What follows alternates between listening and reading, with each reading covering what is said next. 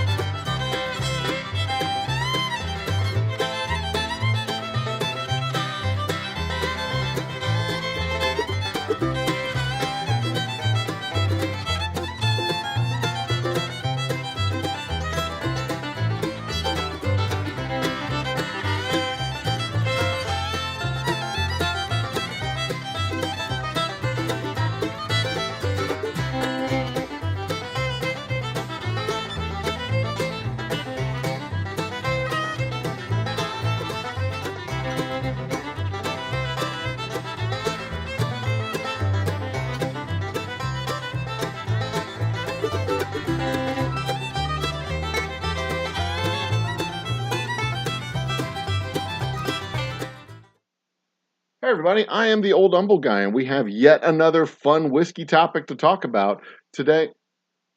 Today, I guess we're going to be talking about dirt, soil, and the land, specifically terroir, and terroir, how it relates to whiskey. That's right. We're going to be talking about terroir today. I didn't want to play the whole clip. I just played the first, I don't know, a few seconds of it, and that's fine. And I can do that because I am the Old Humble Guy, and this is the Old Humble Distilling Company's happy hour. Whiskey happy hour, Wednesday whiskey happy hour to be specific. Why isn't my counter counting? What's going on? Counter, why are you not counting? There it goes. 1690. Last week we were at 1650. Holy cow. Things are progressing nicely on the subscriber front. And they are also progressing nicely on the watch hours front. I am the Old Humble Guy. This is the Old Humble Distilling Company's Whiskey Happy Hour, or Whiskey Wednesday Happy Hour. And today we're going to be talking about whiskey terroir, a term that is as broadly defined as you want it to be defined. We will be, we'll get into that in just a minute. Tomorrow I'll be turning on the cameras, doing a day in life while I'm at the shop. I've got a couple of projects that I'm working on. I'm waiting for a part to come in, some Forstner bits, so that I can work on my project tomorrow, and checking my Amazon account to see if the order has is supposed to be here. It was supposed to be here today, if I recall. But the bits are running late. Of course they are. Maybe they're coming tonight. It's expected February 9th or 10th. Yeesh. That's that's going to be a problem. I'm not going to be able to do it tomorrow if they're coming on the 9th or 10th. So anyway, I'm working on. Oh, well, I'll just do it this weekend. That's fine. Like I said, I'm the Old Humble Guy. Tomorrow I'll be doing a day in life from the distillery, probably postponing that to the weekend. We'll be doing game night tomorrow night, and tonight my cocktail of choice tonight is water.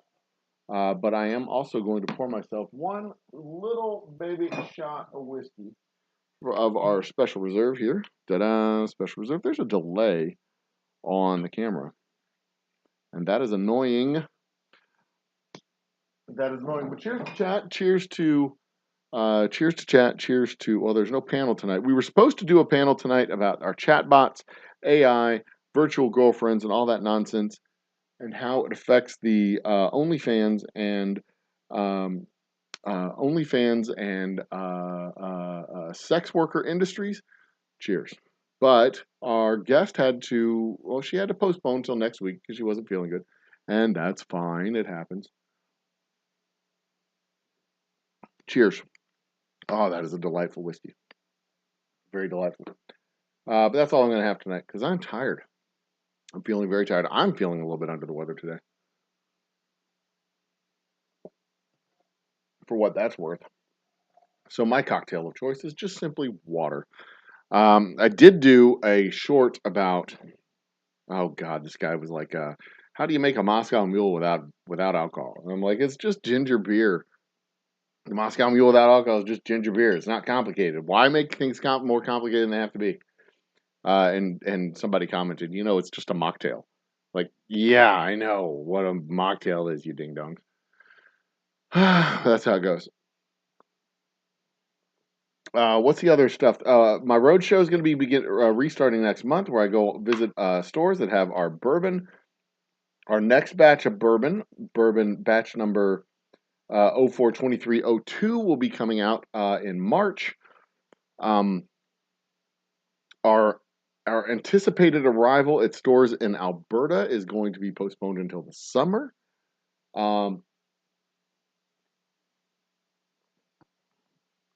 At the earliest, which is kind of annoying and disappointing. I don't know why I do this to myself. I know everything kind of heats up around 11 o'clock, and I'm sitting here at 10 o'clock, and I'm basically going to be talking to myself. There's a few people in chat. I'm basically going to be talking to myself for the next 30 minutes, but that's fine. I started late, so I don't have to monologue nearly as much as I normally do. In about 2 minutes, I'm going to start talking about the terroir. I did this short video earlier this week talking about the terroir. I thought that I would expound on that a little bit, do a little bit longer form discussion on terroir tonight.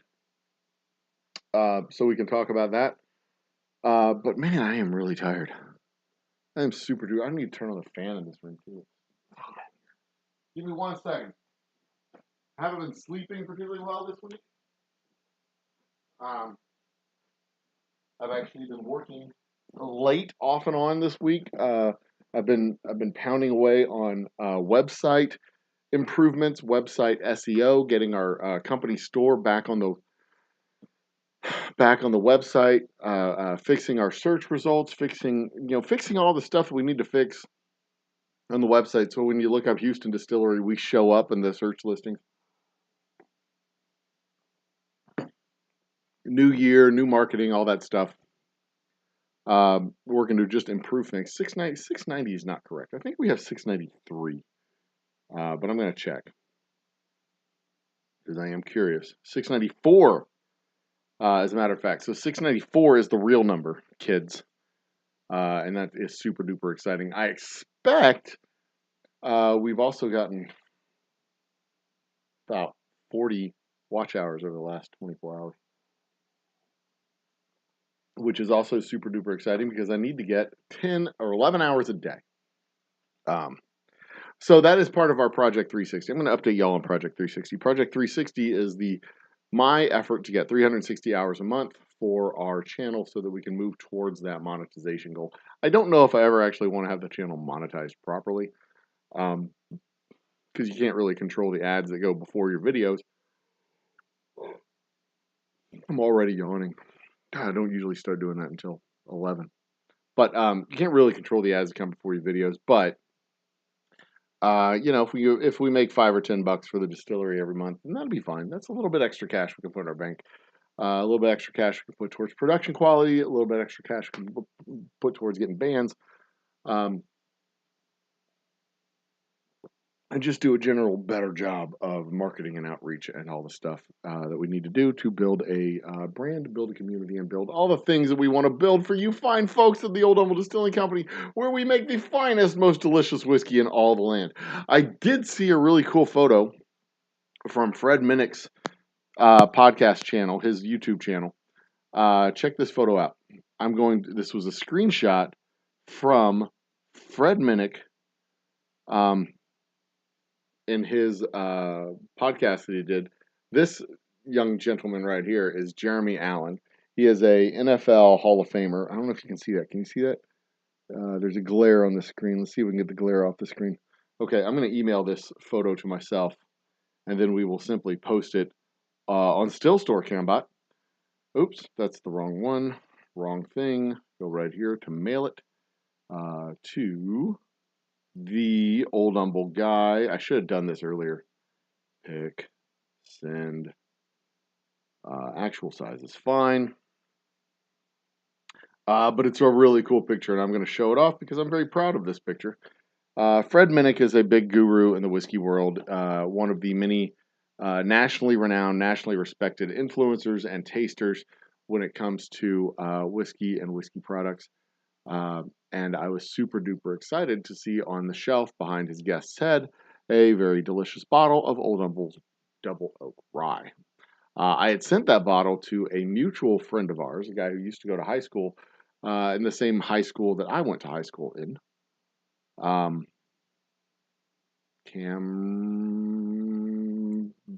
It's downloading, taking its sweet damn time downloading, but it is downloading. There we go, and I can save this. Save the picture. Yeah, and then we will, open you back up here. I will add, I will add a media source. What I'm gonna add a image. That's what I want to find. Pick one, and I will find this picture that I saved.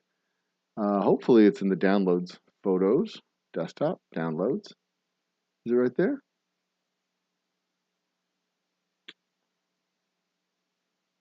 Nope, that's not where it's at. It's probably in pictures.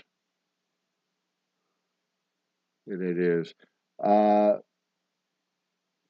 Maybe a camera roll? Can't be far. Saved it as PIC. Where are we looking for? LWT.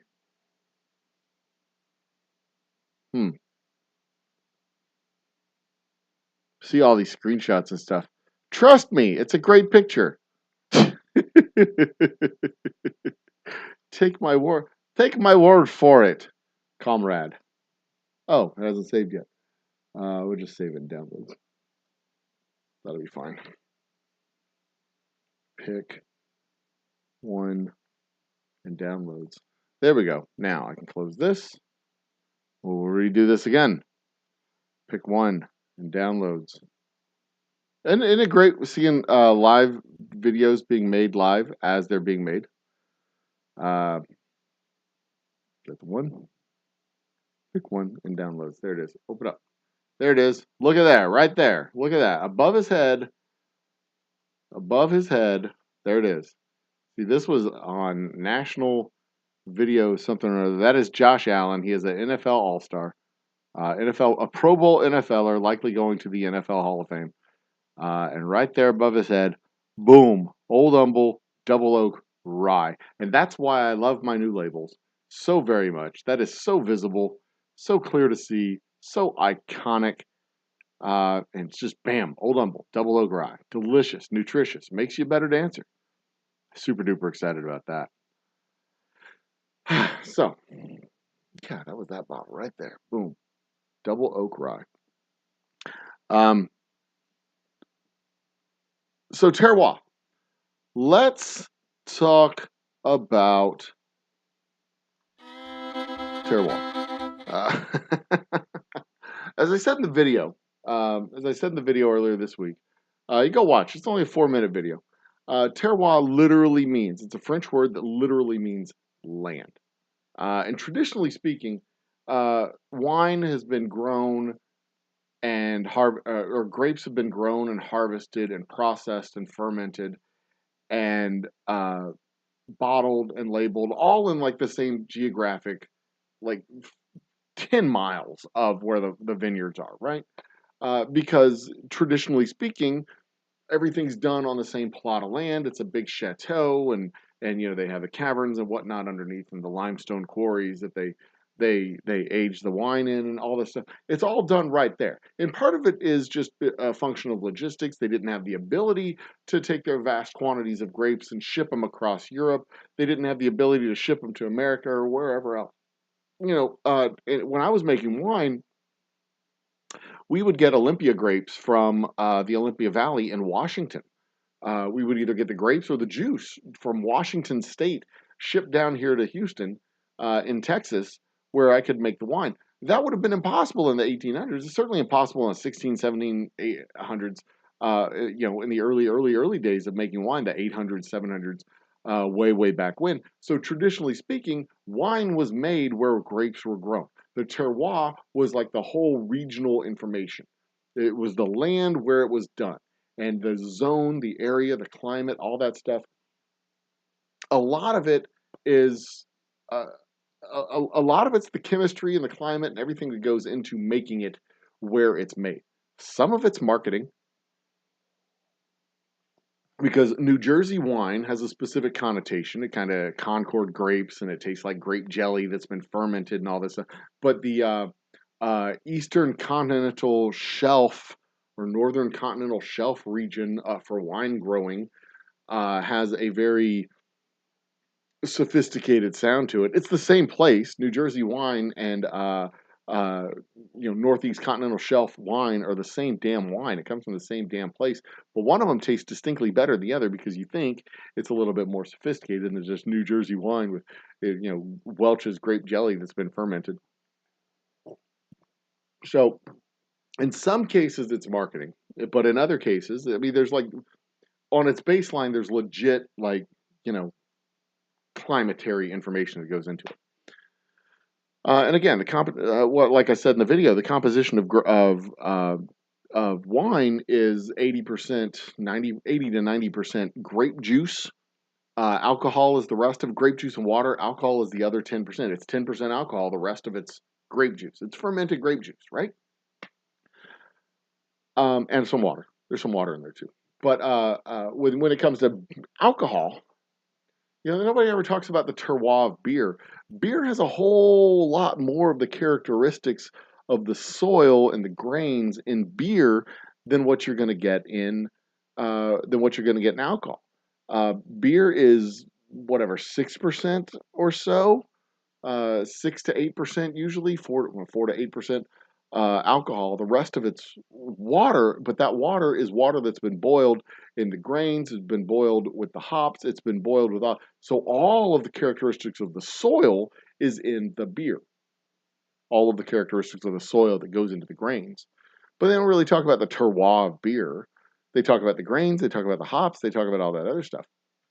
When you talk about liquor, liquor has the least amount of dissolved compounds and proteins that are left over from the soil. Liquor is 45% alcohol, 45% pure alcohol. Mine is 40% pure alcohol is the average or the vast majority of factory liquors. 45, 50% alcohol in some cases, 60% alcohol when it's cask strength up to 120 proof. That's all alcohol. And it's all alcohol, the rest of it's water, because it's been distilled out of the water that it came in. When it gets distilled out of the water that it comes in, the corn gets boiled in, the corn, the rye, the barley, all that stuff gets boiled, the sugars come out, the starches come out, the compounds come out, and then it gets distilled. And when it gets distilled, 20% of that water comes out. The rest of it is pure alcohol. So it's alcohol and water. That's it. That's all that comes out. Some compounds, some flavorings from the corn, from the grains, all that stuff comes out, but it is 20% or less. Well, 30% or less, because it come out at like 140 proof and 150 proof, and no more than 160. That's the way it's done. And then we take pure, clean, purified water and add it to there. So that original water has been diluted in or diluted out. And then it goes into the barrel and it picks up all the flavor compounds from the barrel. And then we add more water and dilute it more, down to between 120 and 80 proof, in my case, 90. So there's very little of that water left. That original water, there's very little of it. There could be as little as 2%. There could be 5%. There's just not a whole lot in there. Most of it's alcohol. Some of it's the original water. Most of the water is purified, filtered water that's been added to the wash. But most of the flavor is going to come from the barrel. 100% of the color comes from the barrel. But if you want to expand the idea of terroir to beyond just soil, which is what it literally means, land, terroir, territory.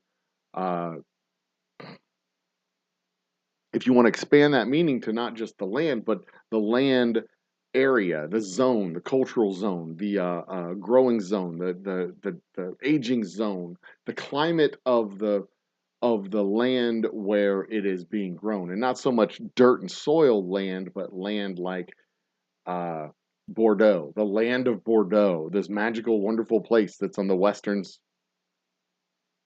eastern side,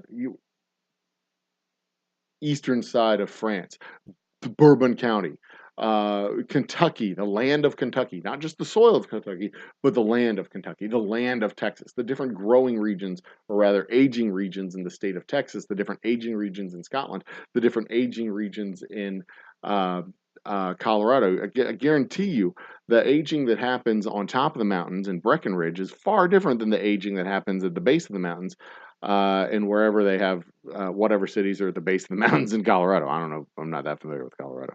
Um, but Colorado is going to be different from New York. It's going to be different from Texas. It's going to be different from Florida, Colorado.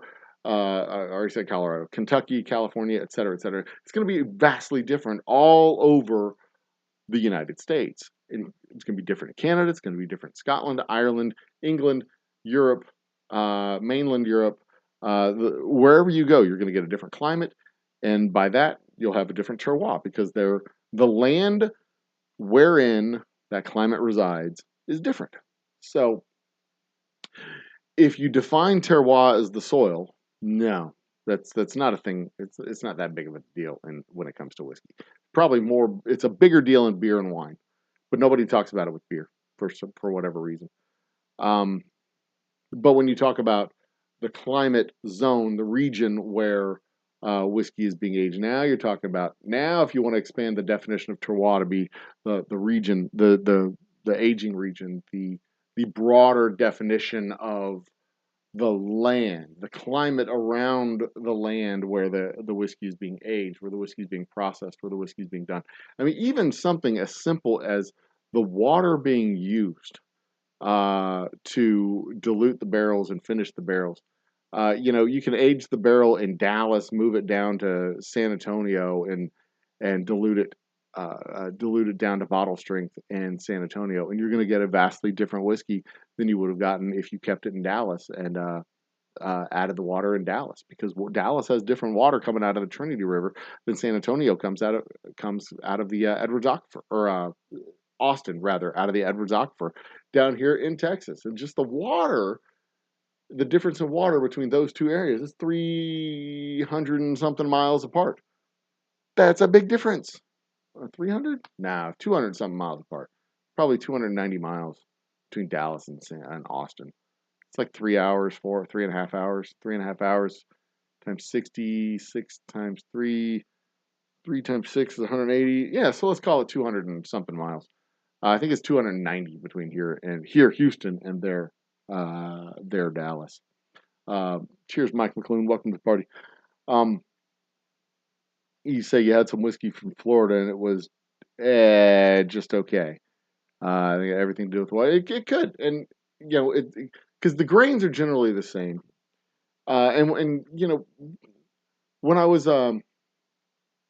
well, we can kick it over to discussion now. But that's the discussion of terroir. Terroir is, in its most minimal sense, soil, land, the compounds and chemistry in the soil that affects the physiology of the actual plant life that grows in that area.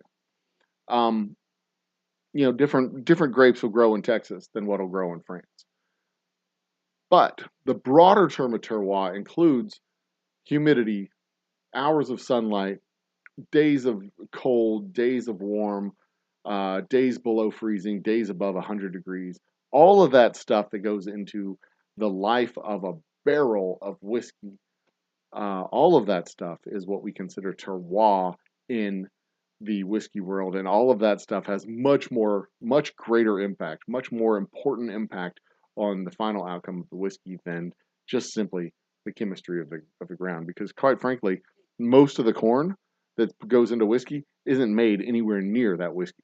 The whiskey is made nowhere near where that corn is grown. The corn is grown nowhere near where that whiskey is made. And I defy most people to take a nose full of corn and go, this corn is definitely from Iowa, versus this corn is definitely from Kansas. You don't know. Yeah, it smells the same. Corn is corn. Hmm. All right. I'm going to turn on chat. What time is it? 11:30, 10:37. It's going to be an early night. I'm so exhausted. I'm so tired. We're going to turn on chat. I'm going to kick it back over to the chat window. We don't have a whole lot of people in chat right now, and that's fine. That's fine. That's fine. We don't need a whole lot of people in chat right now. I'm sure it'll heat up just as soon as I say, okay, guys, that's enough. I'm ready to go to bed. We'll get like 8 people in here, and they'll start chatting back and forth and talking at me, and it'll be fine.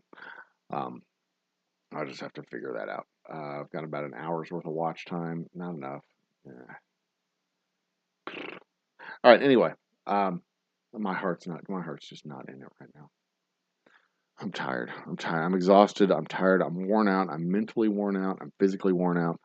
Um, so yeah, it's some whiskey from Florida. Everything had to do with water. I don't know what kind of water they have in Florida, to be quite honest. I don't think they use a lot of groundwater in Florida. You know, they don't have a lot of well water. They don't take water out of the ground because Florida is so close to sea level. They have Lake Ochifinochi. Do they have water reservoirs? Where the hell do they get their? I guess they get it from Georgia, wouldn't they? They have that lake up on the border in northern Georgia. I don't know where they get their water in Florida. That's interesting. That is very like Rolling Rock Beer after Anheuser-Busch bought out and they closed down the brewery in Latrobe, Pennsylvania. I didn't know they closed down Rolling Rock Brewery in Latrobe. I thought that still existed. Moved to New Jersey, it just doesn't taste the same. Now, yeah, you see, yeah, because if I'm not mistaken, Latrobe is in Western PA. If I'm not mistaken, it's out there in Western PA, out in the Alleghenies, in the mountainous region in Western PA. And that water back up in the mountains in Pennsylvania, I would expect, would be distinctly different than the water in Eastern Pennsylvania, and certainly different than the water. My shirt smells like cigar smoke. Oh Christ.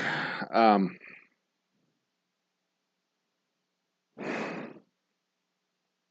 my throat's itchy. Man. But yeah, certainly different than the water in Pennsylvania or water in what is it? New Jersey. Whew. That doesn't tell me where Latrobe is. If it's in Western Pennsylvania or Eastern Pennsylvania, that doesn't tell me anything. I guess I could ask Siri, but I'm not. I'm just going to look it up in the maps because I'm curious now. Latrobe, PA. Latrobe, PA is in ba ba ba ba ba ba ba ba ba bum Eastern Central. Oh, it's near Pittsburgh, which I guess would be it's in between Pittsburgh. Eastern? There's Pittsburgh. There's Maryland. I guess that's south and east. Where's okay, so Pittsburgh's in the west. Latrobe is right smack in the middle. But there's Pennsylvania. There's Harrisburg, Lancaster, Reading. Philadelphia is way over there in the east. I guess Latrobe's more east or more west than central. Yeah. I'm looking at the map here and it looks like it's more west. It's definitely close to Pittsburgh. And there's but I was right. It is up in the mountains, the Allegheny Mountains. Um, it is up in the mountains, which is West Pennsylvania. Anyway, so there's your geography content for the night. West Pennsylvania is where I lay. Um, East of Pittsburgh, west of Pittsburgh. It's close to Pittsburgh, yeah. Cheers, sunflowers. Yeah, you just missed the monologue. Nothing major. I'm not going to stay up past midnight. I'm exhausted. I'm tired. Um, super duper tired. I had a consulting pitch earlier this morning, or a consultation earlier this morning, talking about worldwide positioning of national brands. It was actually quite fun. National whiskey brands. It was actually quite fun. Um, and this was one of the handful of times where I shit the bed on um, a consulting gig because I was asked a specific question about a specific cooperage, and I misread the specific name of the cooperage that I thought I was researching, and I looked them up, and I got got a name of a company that owned a whiskey brand instead of the company that makes the barrels, and I was just so I talked for 5 minutes about something that I thought I knew what I was talking about, and they were like, no, no, we wanted this cooperage that makes the barrels, and I was like, ah, shit, oops, I got it mixed up. Sorry, my bad. I have to tell you that I don't know anything about that. I looked up the wrong information. My mistake. Duh. Uh, but sometimes that happens. Sometimes that happens. Um, but I will be making a project that I'm going to be working on this week. Um, I've got a cool new tool that I bought for the distillery. I've got a um, drill press stand that I can put my drill in, and we will be drilling holes in some blocks of wood for um, for a um, for a shot glass display that I will be taking with me to festival and tasting, and possibly giving away at the tasting for people who sign up for our newsletter. So that'll be kind of fun. And then maybe I'll give away a second one on a show in March. Maybe that's what I'll give away. I'll give away a distillery project. That way I don't have to give away a bottle of whiskey. I can give away a distillery project. That'd be kind of fun. Um, and welcome to chat, Sunflowers. Glad to see you here.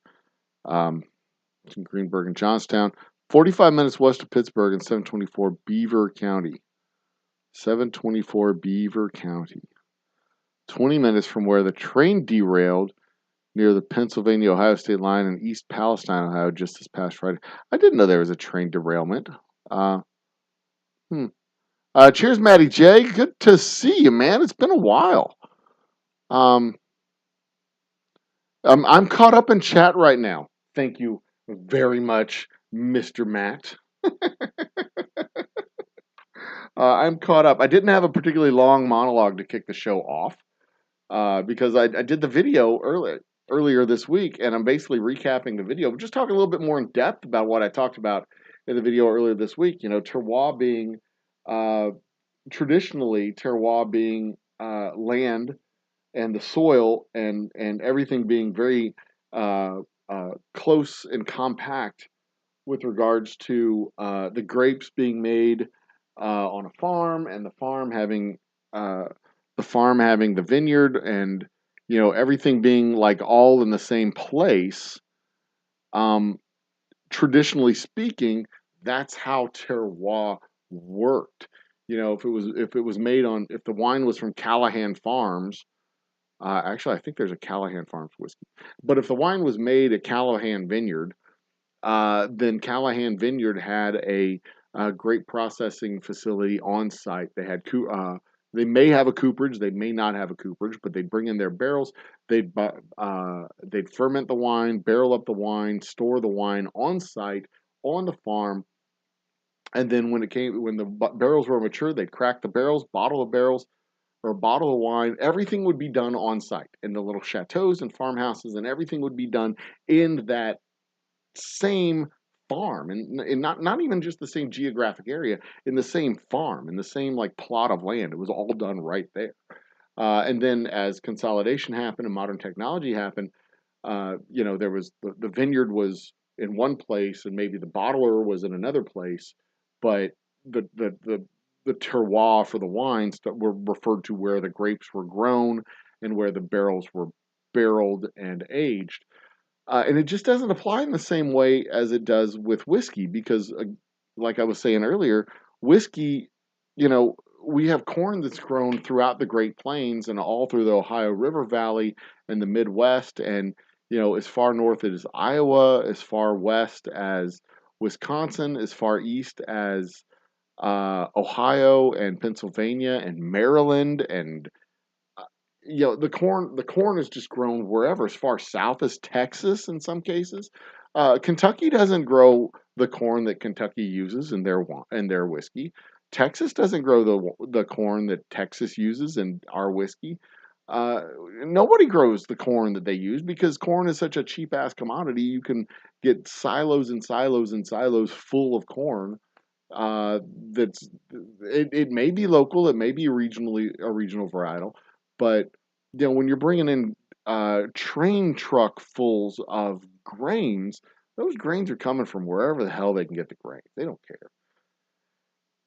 So when it comes to whiskey, the location of the grains, the source of the grains, the home of the grain is not nearly as important as the location where the whiskey, even the location where the whiskey is distilled, isn't all that important because it's going to come out of the still tasting like generic whiskey. It kind of tastes the same. There's very little character left in the water that it comes from. The vast majority of it's the actual alcohol. More like you'll get more variation in the alcohol from the shape and size of the still, the heat used by the distiller, the processes used by the distiller, the skill of the distiller. You're going to get uh, more variations in your whiskey that way than you are from the actual climate where the still is located. The whiskey doesn't care how hot it is outside or how cold it is outside when it's being run through the still. It doesn't give a crap. But as soon as it comes out of the still and you add water and you put it in the barrel and then the barrel goes into the rack house, now the climate makes a huge difference because that barrel, the whiskey that comes out of the still, you put it in 5 different barrels, you send it to 5 different places, you're going to get 5 uniquely different whiskeys coming back. And if you expand the definition of terroir from just land, from just the chemistry of the soil and the compounds in the soil and how it affects the grains as they grow, in the same way that they talk about terroir and the chemicals and chemistry of the soil and how it affects the grape and the grape juice as it grows, and you talk more about the climate, the days of sunlight, the days of heat, the days of cold, all of that stuff that happens over the lifespan of the barrel, in the same way they talk about all of the stuff that happens over the growing cycle of the grape and the life cycle of the barrel as it ages for the wine. Now is where the terroir for wine and the terroir for whiskey have parallels, because that stuff absolutely matters.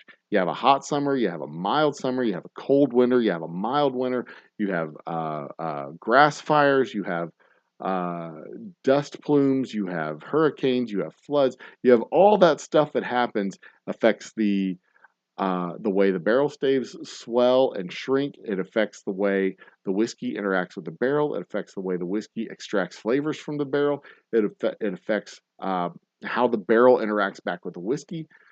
It affects all that stuff, and you're going to get from summer to summer, year to year. If you're aging barrels in within a period, oh hell, even my barrels, my 5 gallon barrels. Every time I crack a barrel, each individual batch of barrels, I've got different whiskey. It's not vastly different, and if you don't put the bottles side by side, if you don't taste them side by side, you're not really going to notice because it's not going to be vastly different. It's going to be subtle differences from barrel to barrel to barrel to barrel and from batch to batch to batch to batch. So batch one is going to taste different than batch two and three and four and five throughout the course of the year, just because of differences, an extra couple of days in the wood, an extra couple of hot days, some shorter nights, some longer nights, all the little variances and all the little the smaller the barrel, the shorter the time, the bigger the variances start to add up. When it sits in those barrels for 5, 6, 7, 8, 10, 12 years, those variances start to mute themselves out because you have so much going on inside the barrel. And then when you get distillers that blend together thousands of barrels at a time, well, now all of those little variances are going to get just steamrolled out because now they just kind of they come together so many times. It's like throwing a Easter egg die in the toilet. The first one, you add blue and yellow and you get green. You add green with the orange, and now you've got kind of a brownish color, and you're done. You go with orange and yellow, and now you've got kind of pink, and then you add a little bit more red, and it turns purple. You add a little bit more of the blue, it turns a little bit darker purple. Then you add a little bit more orange, and now you have brown. And then there's a point at which you can overmix it, Same way with the barrels, you keep putting those barrels together, keep putting the barrels together, keep putting the barrels together. Eventually, all the individual characteristics of those barrels go away. But when you talk about smaller batches, we don't blend together thousands of barrels. We blend together twos and twos and twos of barrels at a time. And we blend our barrels together, you get variances between the batches. June batch is going to taste different than a March batch different from a October batch, October different from December, etc., etc. Just simply because of the nature and style and cycle of how we do the work that we do.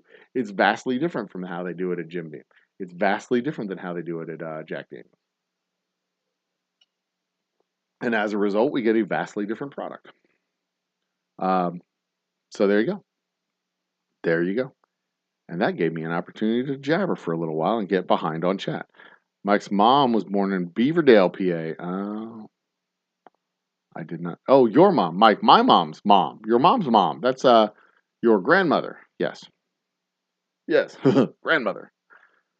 It's channeling Professor Frank there for some reason. Glavin. You're here for the free mustard potato salad. What? Wait. What? Free mustard potato salad? The hell are you talking about? I don't know. You got to explain that to me, Maddie. I don't know what you're talking about, my man. Um, but I want in on the joke, whatever the joke is. Okay, so me too. Two people are here for what? Two people are here for the free mustard potato salad. Where? Okay, I don't. I want to know where that's come from. I don't know where that's even come from. Um, do you put bacon in your potato salad if you don't? Wait, what? Who puts bacon in potato? I don't even like potato salad. I despise potato salad. And my dad used to always ask me, "Or do you like potato salad?" No, I hate potato salad. And this Thanksgiving, we had a special. We usually just have regular butter potatoes, um, and we always eat the buttered potatoes. Uh, my older brother wanted potato salad because he liked potato salad, and we never have potato salad. He's like, I'd really like to have some potato salad. So they made a big old bowl of potato salad, and all of the regular potatoes got eaten, and some of the potato salad got eaten. I'm like, see, nobody likes fucking potato salad. Potato salad is gross. Potato salad is disgusting. Yeah. Bacon bits. Wish you could travel. Bacon bits. Real bacon. Well, I mean, if you're gonna do potato salad with bacon, you kind of have to do real bacon, right? I have real bacon bits in mind. I grilled bacon, mushroom, and onion cheeseburger earlier. Holy shit, that sounds good. Bacon and potato salad. What is wrong with you people? It's a midnight snack? What is going on? What is going on that everybody's eating potato salad and asking me coming for the free potato salad? What are we talking about? I want to oh my god. With my dad and grandpa, never enough mustard in the potato salad. How did this become a thing? Pickle juice and potato salad. What? What? Pickle juice raw. I get that. That actually sounds pretty good. With all these colors I was talking about, I always thought he was coloring Easter eggs. Um, okay, you answer my question for why the larger distillers combine barrels for consistency over. So that's exactly it. And it's the same way that Scotch manufacturers. I mean, they don't do it on purpose. I don't think. Um, I mean, they might do it on purpose, but it's also just a function of of ease because you're not going to make a million bottles of whiskey one barrel at a time. You dump that shit in a vat and you just they have a big giant processing room with a big giant machine and the bottles just go and they get filled up and then they go on to get corked and all filled up and they go on and they do it thousands and thousands and thousands at a time. You can't do that 50 gallons at a time. You do it in thousands of gallons at a time. But they might do it on purpose. It might just be a function of a functional byproduct of what they do, of how their business operates. I don't know. Um, like in my case, the the the batch to batch variances is a function of how we operate. I can only mix together 10 barrels at a time. I can only put that much whiskey in my mixing barrels because my barrels are 50 gallons. Um, if I had a bigger tank, I would do more barrels at a time. If I had I've got a 250-gallon tote. I could do more barrels and blend them all together in a big 250-gallon tote. The only problem I have with the big tote is that it's really hard to proof it down to 90 proof when it's in that big tote. It's easier with the wide mouth barrel than it is in the little bitty tote, to blend everything together and get the water in there to down and bring it down to 90 proof where it needs to be. I can measure it much closer in 50-gallon batches. When I get larger, I'm going to have to figure out how to solve that problem, but we're just not there yet. Um, um, free giving out taters. Oh, you heard I was okay. So when you talk about you're talking about taters, bottles of whiskey. I'm thinking about giving away I'd rather. I'd kicked around the idea of giving away a bottle of whiskey last week. Um, what I think I'm going to do is, I am lost. What I think I'm going to do is I've got a project that I'm going to be working on, a shot glass tote, a shot glass display, a little carrier for shot glasses. Um, so you can have a couple of Old Humble shot glasses and a little carrier that goes with it. And you can have it near your counter to go with your bottle. And I think I'm going to give that away. I think I'm going to make 2 or 3 of those and give those away on our live stream at the end of March. But I've got to decide to do it and commit to doing it, and get some viewers, hours and views in the month of March. So, um, I'm so lost. I was lost, but now y'all are just fucking with me, so I get it. It's fine. More like tater salad. That's why it's free if you come to your chat tonight. Liquor Camp is in the house. Cheers, Liquor Camp. Welcome back. It's good to see you again. I popped into one of your live streams briefly the other day, or maybe it was a live stream that had just ended. I think I was going to jump in, but I was watching. I had a couple other videos. I got into yours, and it had just ended by the time I can't remember, but I watched one of your shows, and I don't watch a lot of whiskey tube shows, so I was very happy to see you up there. Um, uh, I want to go back to show the picture again. This happened. Dun, dun, dun. This happened. Check this out. Pick. Where'd it go? Did I get rid of it?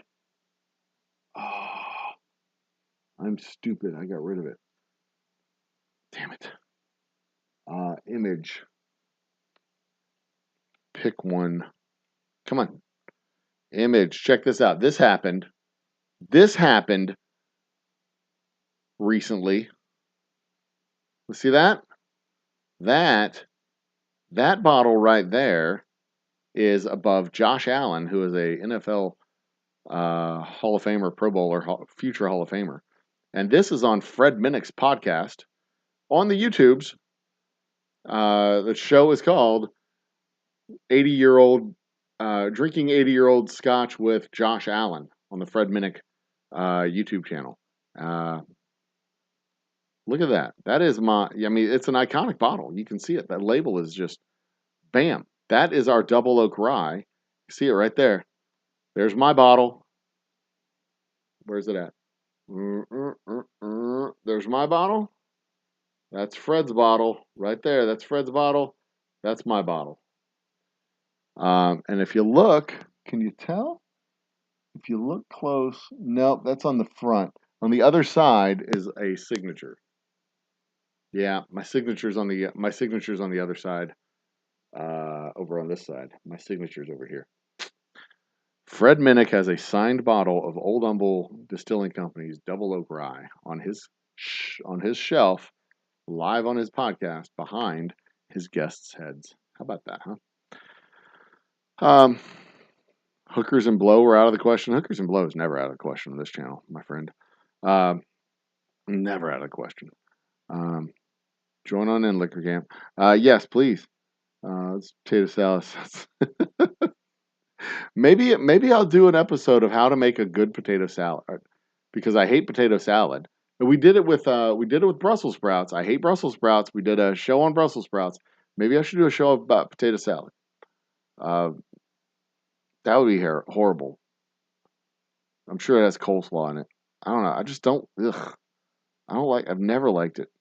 Potatoes and mustard and. Ugh. Next stream, I should bring up tacos. I did a show.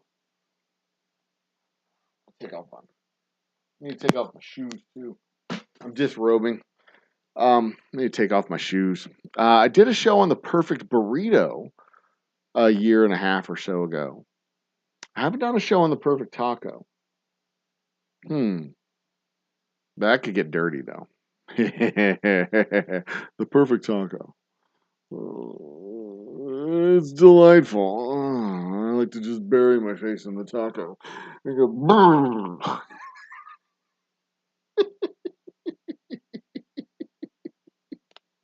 All right, I'll stop. I'll behave. Maybe. I have to take off. Computers at work shut down for updates after midnight. Good night, Mike. It was a pleasure. Thank you for stopping in.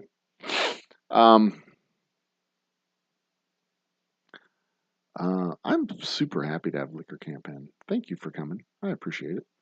Yay us. Yay you. And go check out everybody's channels too. Everybody has a channel. Liquor Camp has a channel. I don't have the link. I can drop the link myself. A whiskey tuber who does whiskey tube stuff. Where can I find that channel? I'm going to find it. Here we go. Liquor Camp. Find it. There it is. Am I me on this? Is this me? Am I the drama? Is this me? Oops. I copied the link. I am Old Humble Distilling Company. Sometimes I'm not me in chat. Sometimes I'm somebody else in chat, but I'm always in my own chat. There we go. That's Liquor Camp's link. Maddie, you got your own link. You can drop your own stuff. You're a mod. Trying to get together usually feels it's like just went to the next level. Do the perfect taco episode. Should be fish tacos, velvet tacos. I like beef tacos myself. You know, traditional beef. I don't really like chicken tacos. Like them shaven.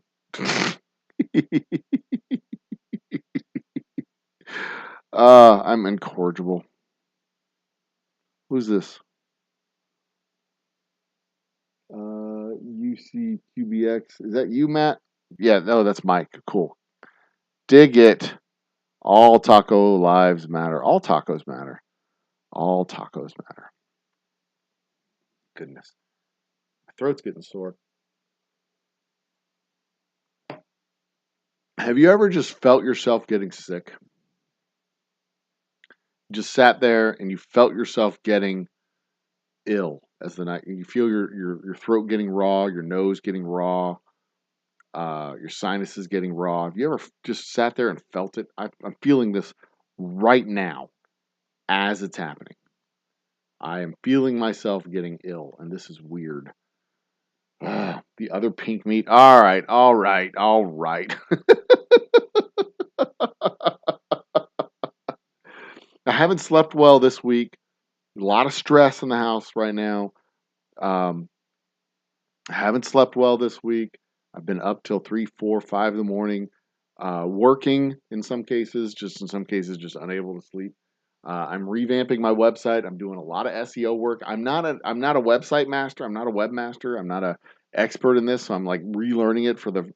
We redid our website back in November of 2021. We redid our website in November 2021, and I realized just this last month that we didn't redo and update all the SEO stuff, so that when you Google Houston Distillery, we don't pop up. When you Google Texas Distillery, we don't pop up. The only time we pop up at the top of the page is when you Google Humble Distillery. Like a whole lot of people know to Google Humble Distillery. Uh, oh, son of a bitch. Because Humble's this little 15,000 person town on the north side of Houston. Nobody even thinks about it. I wonder if Kingwood Distillery comes up us if we Google Kingwood Distillery. Well, now I have to look. Kingwood. I say that. I gotta have such an accent. Kangwood. Kangwood. We going down to Kangwood. Anyway, all right. I'm gonna Google Kingwood Distillery because I'm sure there's people in Kingwood. They're like, I think we have a distillery out here. You don't. The distillery's in Humble. There's a huge rival. There's always been this huge rivalry between Humble and Kingwood. Yeah, right there. Let's put this up on Still Store Cam, but extra points if you know what TV show that references. Nope. Cancel. Scene. Add. Chrome. Window. No. Yeah, window. Chrome. They're gonna do it.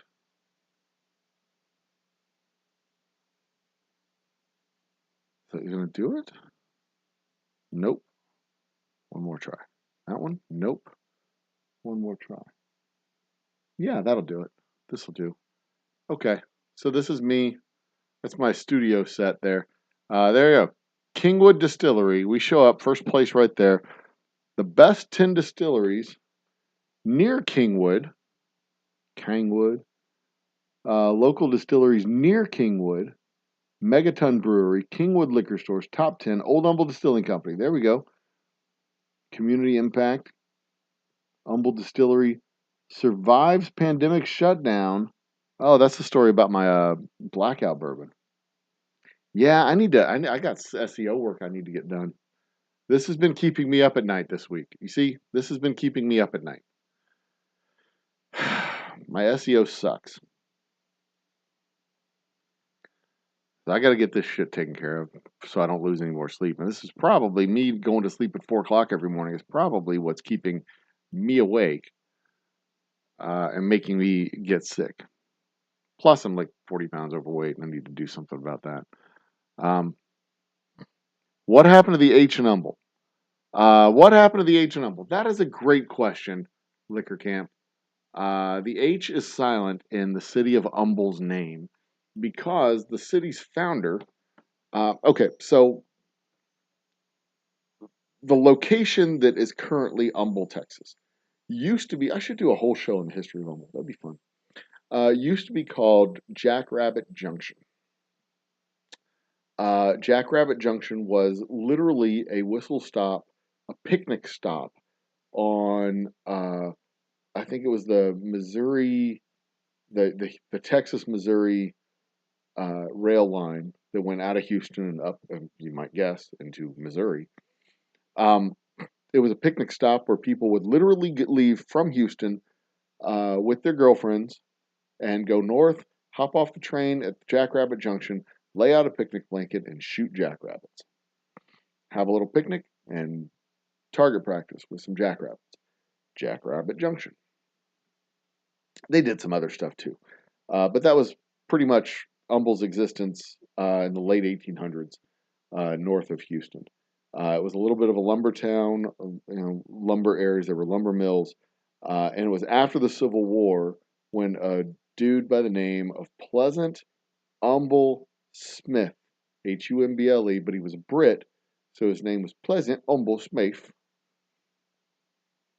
bit of Cockney accent he had. He set up a post office, and it became Humble's Post Office and Trading Post, and people traveling back and forth from the farms to Houston, the markets in the area, the Aldine area, Black Panther Ridge, um, just all the different areas that would travel through Humble, which was really just a sleepy town, nothing much more than lumber and pine back in the late 1800s, mid to late 1800s. Nothing more than a trading post and a post office. That was it. Then, late 1800s, I mean, it just became known as Humble's Trading Post, the Humble Post Office, the Humble Trading Post. The little community started to grow up as the lumber mills started to become established. And then in the early 1900s, 1907 was the first oil strike, a little mini boom town. Brothels and bars all the way up and down Main Street, a couple of doctors. There was an artesian well in the area that would service water to the city, and was a bathhouse, which was basically the center of social society. When the roughnecks would come in from the oil fields, they would all go to the bathhouse and they'd hang out and talk, and I'm sure, get familiar with each other. Um, or probably some visitors from the brothels down the street would pop in and get familiar with everybody. Um, then that oil well died down a little bit. The boom died out a little bit, and then there was another oil strike at a place known as Moonshine Hill, which was a hill on top of a salt dome. The salt dome pushed the land up, and the trees didn't grow on top of that land, and it was the only place in the area where the moon would shine. It could shine down on the land. It had nothing to do with moonshine, oddly enough. There's plenty of places in the Humble area that made moonshine, but this was all thick woods. It wasn't a whole lot of settlements and communities. It was a very small area where people actually lived. There were a handful of communities, handful of settlements, very small. But Moonshine Hill, big oil strike. Sterling, a cat that goes by the name of Sterling, eventually became a governor of the state of Texas. He was one of the guys who serviced oil rig or oil well number 7, if I'm not mistaken, is what it was called. It was oil well number 7. It was the first strike in the Moonshine Hill area. Eventually, the company grew into Humble Oil and Refining Company, that eventually became affiliated with Standard Oil, which eventually became ExxonMobil. There were brands all across the or all across the state of Texas called Humble Oil Gas Companies, Humble Oil Gasoline, Humble Gasoline, and Esso Gasoline was the marriage between Humble Oil and ExxonMobil, or Exxon at the time. It wasn't Exxon. The company wasn't Exxon. It was Standard Oil. Standard Oil and Humble Oil came together and made Esso, uh, uh, ESSO gas stations, and all the way up into the 1980s, they had Esso gas stations, Humble Oil gas stations, and Exxon gas stations littered throughout the land. And in the early 1980s, mid 1980s, I guess is when it was, Exxon rebranded to Exxon all the way across. Humble Oil died out. Esso died out. It became Exxon, eventually ExxonMobil, and they had a whole ad campaign of put the tiger in your tank. You get a little tiger tail and literally put it attached to your gas cap in your car, so you could show people that you shopped at Exxon gas station. You got your gas from Exxon gas stations. And you put a tiger in your tank. That was the marketing. And our little town of 15,000 here on the north side of Houston was part and parcel of the formation of the largest corporation ever to exist, ExxonMobil, or for a while, the largest corporation ever to exist, ExxonMobil. Headquarters were in Houston, Texas. Our first oil well was here in Humble. We had refining capacity all up and down the ship channel. Um, it was a it, it was a big fucking deal. And to this day, when I'm out doing tastings, I still get people anywhere in the state of Texas. I'm out doing tastings.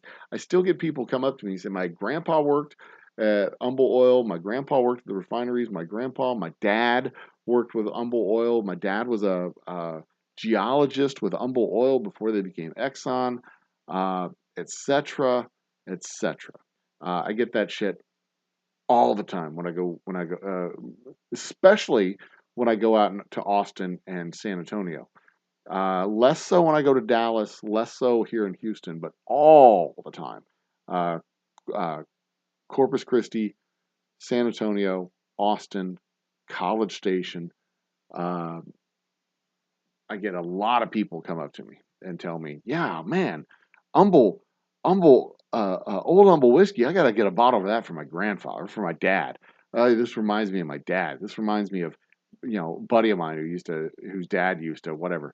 And it's a cool little thing. But I also realize that outside of the state of Texas, there's not a whole lot of people that know that Humble is an actual town.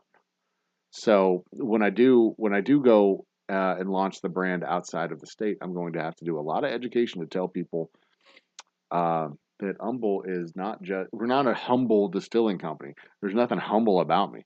I mean, I will crow about how good my fucking whiskey is, and you know, slap meat on the table and measure it with anybody else every fucking day of the week. Um, I'm not bashful about this shit at all. Uh, the only thing humble about us is the name. uh, humble, old humble whiskey, best damn whiskey you ever put in your mouth. What I got, you gotta get it, put it in you. What I got, you gotta get it, put it in you. Um,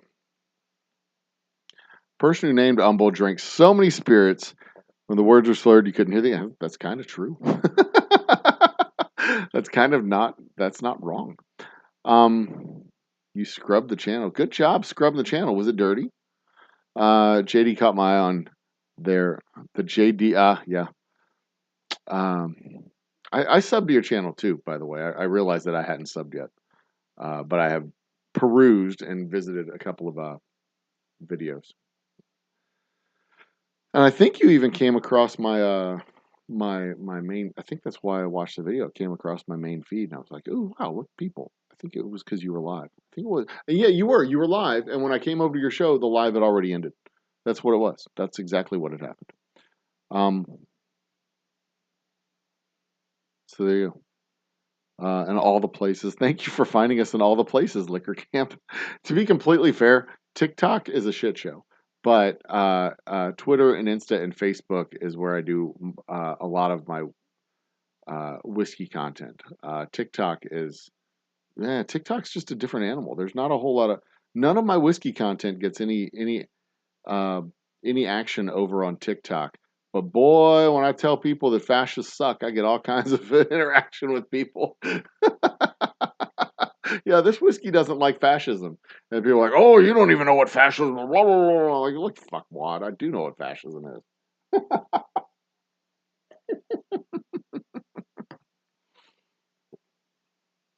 Oh, Jesus.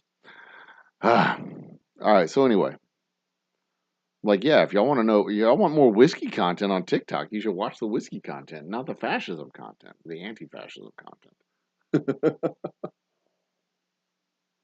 It is a crazy. See, Humble didn't incorporate as a city.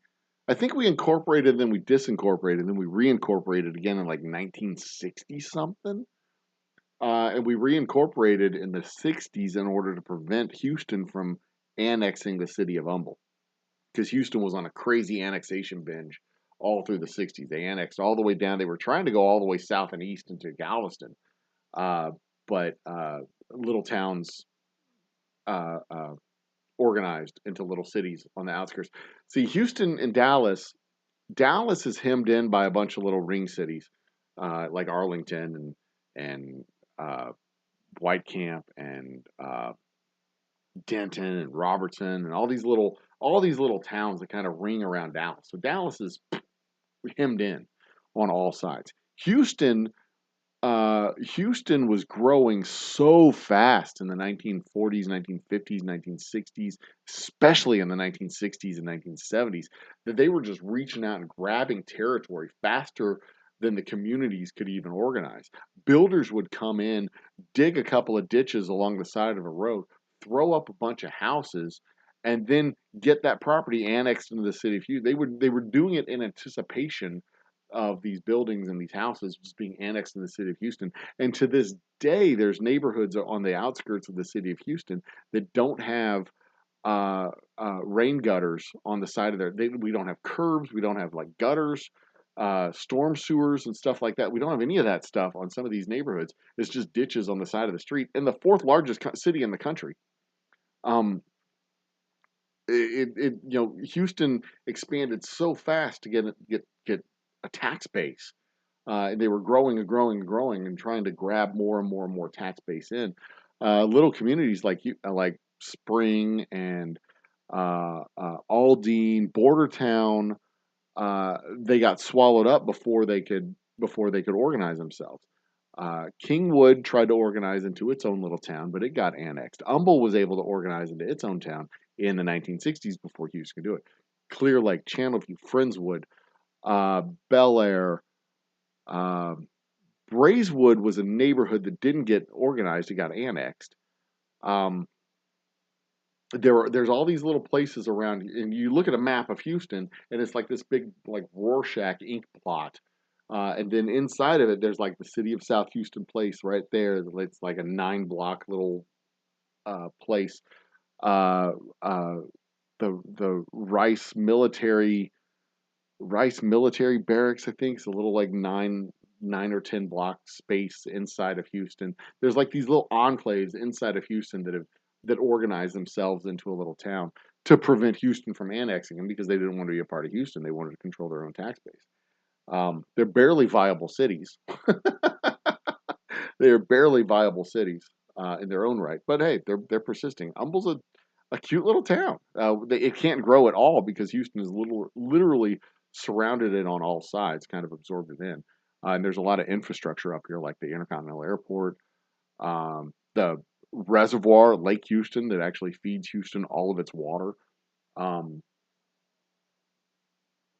like the whole Lake Houston that goes around Humble, like Humble's right here, right?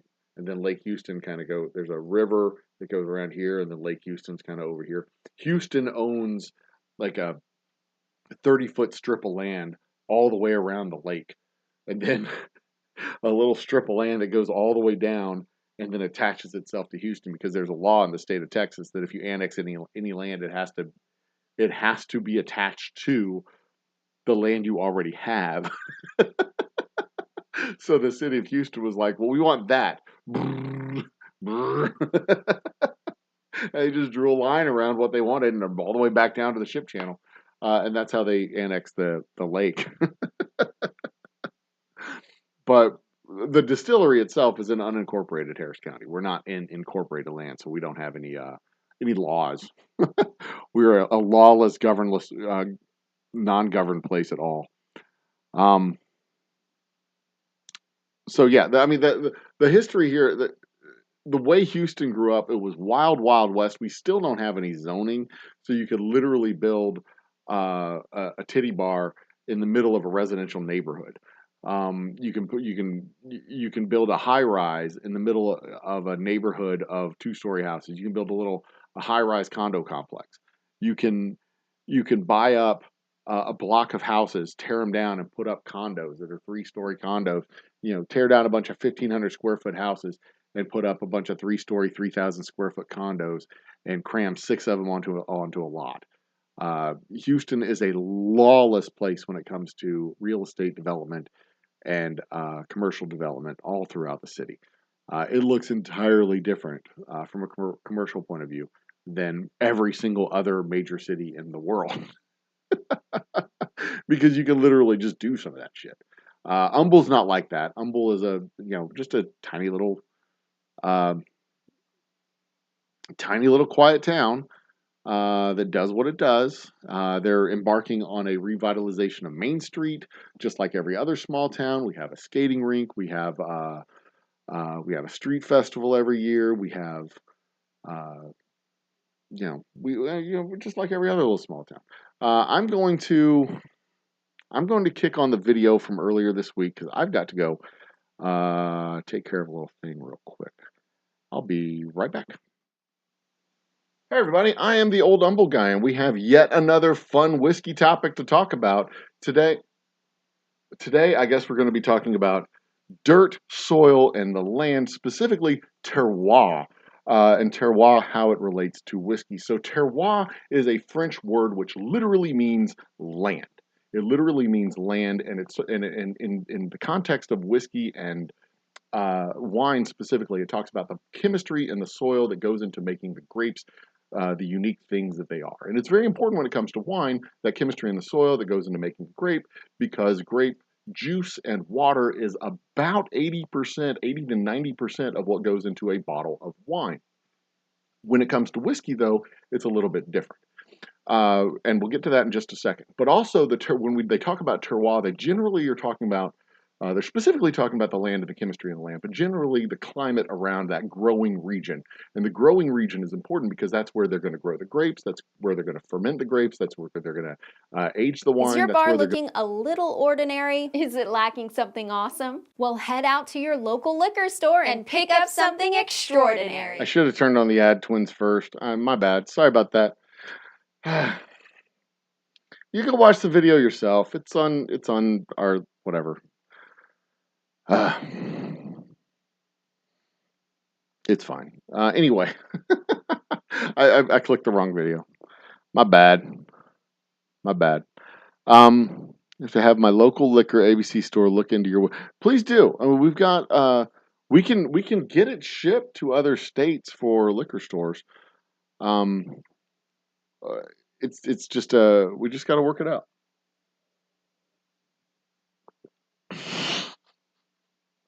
We did mention titties, and in comes bacon. Cheers, bacon. Welcome to the party, my man. Uh, Full disclosure, I'm exhausted tonight. We got a decent show going though. I mean, I'm gonna kick it around for as long as I can. I'd like to get 10 hours out of the show. So I'm gonna kick it around for a while. We'll keep it going. We'll keep it going, keep it going, keep it going till dawn. Right now, and back to my Project 360. Right now, I'm looking at 11 times 23, something like 260 hours. We're a little over 2 hours in. Divided by 60. No, we're a little over 4, or about 4.25 hours in. Yeah, I don't know why. I don't know what I was thinking there. We're about 4.25 hours in on the watch time. So Project 360 is. I'm going. In fact, on Twitter, this just in. On Twitter, I'm going to announce the initiation of Phase 4. And I'm going to give absolutely no explanation whatsoever for what Phase 4 is. I'm just going to say we are 3 months away from beginning Phase 4. I may do that on YouTube too. Say we are 3 months away from beginning Phase 4. Phase 4 operations at the distillery. If you have received your information packet, you know what to do. If you have not received your information packet, await further instructions and they will come. Once again, we are 3 months away from initiating Phase 4.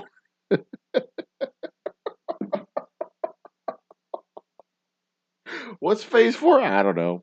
I don't even. But I remember an Onion article from years and years and years and years and years and years ago that they said Starbucks coffee houses were were shuttering up their windows and locking their doors, and they have announced the initiation of a mysterious Phase 2. Good Lord.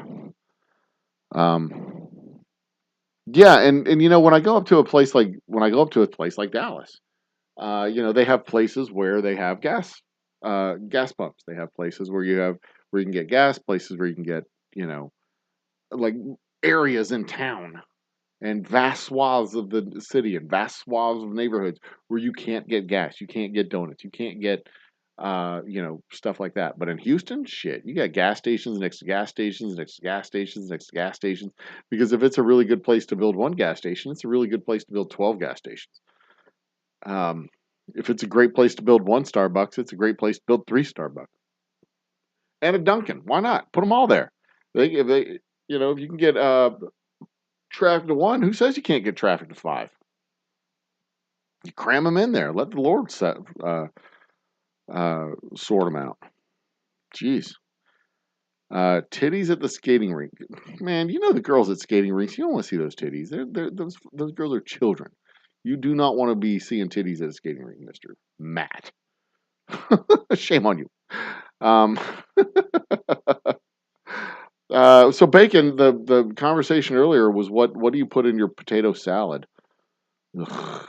I don't put anything in my potato salad because it's just disgusting. Oh yeah, I was talking about the watch hours. So got like 8 topics going through my head right now, and I haven't had anything to drink at all. This is me on water. Um, so last year, around this time last year, February 14th, I embarked on my 100,000 views project. This time last year, I had 500 subscribers. Uh, 500 subscribers, very few views, no watch hours. Nobody was watching the channel. I'd gotten a bunch of subscribers come in from my Twitter and Facebook side, and some from Instagram, and that was really kind of it. I'd built a little bit of a community over here. There were a few people that would come and go and come and go, but it wasn't like an active, thriving community. I'd do lives, and very few people would be here, and it was tough. It was a challenge, and I was like, this isn't any fun. I want to have bands come in, and I want people to see the bands. I want to have guests come in. I want people to watch the videos. I want people to see the guests. And we were having guests come in, and like 20 people would watch the entire show. Versus now when we're pushing 100 for our live streams. Between 60 and 100 for our live streams, which is better, but not great. So in February, I said, I'm gonna work on getting more views for the channel, so that would drive more views to the channel, so it would drive more eyeballs to my guests and more engagement with my band, and hopefully, have a side effect of growing the channel. The whole point of doing this was to get eyeballs on my bands, my brands, and some engagement to sell whiskey. That was the goal. That was 100% of the goal. I wasn't really worried about subscribers. I wasn't really worried about watch time. I'm kind of worried about watch time because, more people show up, the more watch time you get. But I wasn't really focused on all that. I was focused on views. People show up, people see the brand, people see the bands, people stay for the conversation. That's great. The goal was to get 100,000 views by the end of 2022. 100,000 views by the end of 2022. And I worked, the SEO, worked on the algorithms, worked on high searchability, high searchable topics, and all that stuff. And did more shows that were engaging to people. I did 4 shows a week in March for the whole month. I did a lot of shows at the end of February and all through March. And I was like, this is crazy. I'm getting a lot more views, but it's not more views per show. So then I tried to consolidate things, and I played around with it. And then towards the end of April, I started doing shorts to introduce the channel and the comedy and the nonsense to a larger group of people, a larger untouched group of people that had never seen me before. And then that's when my subscribers went from, it went from 500, and I think I had 550 or so in April, ultimately to 1,600 by the end of the year. So we passed the 1,000 subscriber mark in like November, and blew through. No, we had like 1,200 at the end of the year, I think is what it was. And the goal was 100,000 views by the end of the year. We got 100,000 views by June. It was 100,000 views by June. Because we had started with 40, and of those 40,000 views, like 38,000 of them were 3 videos. One of them was a paid advertisement. So we had gotten the 60,000 by June. We had gotten the other 40,000 by July. We had 650 subscribers in July because we had a 650 subscriber special celebrating the 100,000 views that we had reached. We had hit all of our marks. By the end of the year, we had passed 500,000 views and 1,200 subscribers. But the problem we had at that point was our subscribers had taken off, but the hours, the watch time, the qualified watch hours were not growing as fast as the subscribers because the subscribers were coming from shorts, and the vast majority of subscribers weren't coming over from the shorts to see our longer form content because these shows are like 3 hours, 4 hours, 5 hours long. They weren't coming over to see the lives. So I started Project 360. Project 360 is my goal, my effort to get 360 watch hours from our standard content, this type of stuff, every month. We're not there yet. I'm working on it. That's what the shorter form, the longer form content is, because the shorts are 15 to 60 seconds. The longer form content is 3 to 5 minutes. So 3 to 5 minute little whiskey talk vignettes talking about, I did decanters, terroir, ice,